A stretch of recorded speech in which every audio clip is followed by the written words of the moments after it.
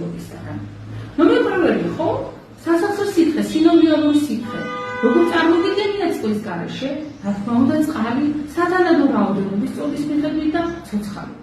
მეორე, მე მქონდა ესეთი პირდაპირ ეთერი ინტოქსიკაციის 7 ეტაპი, სადაც საუბრობდი, რომ ინტოქსიკაციის მეხუთე ეტაპიდან უკვე ტოქსინები ლაგდება სასახსრეს სისტემაში და სხვადასხვა ჩივილებით აისახება. მე ჩავწერე ერთ-ერთი რილსი, სადაც ვისაუბრე, რამდენ პარაზიტს უყვარს თვალსაჩინო სისტემაში მომრავლება და ისინი რო იყვნენ ძვალზე აჯიდნენ და რომელი განმაყუჩებელი თანხების საწინააღმდეგო მომენტს შეგვეძლო. და როცა გავწმინდა ჩვენ ორგანიზმს და სასახსრეს სისტემას ტოქსინებისგან და ვირუსებისგან მე უნდა დავიწყოთ აღდგენა, რომელსაც უჭირდება, რა თქმა უნდა, ამას ჭირდება კოლაგენი, ჰიალურონი, ჟავა, ხონდროიდინი, ცილოვანი კვება და კალცი.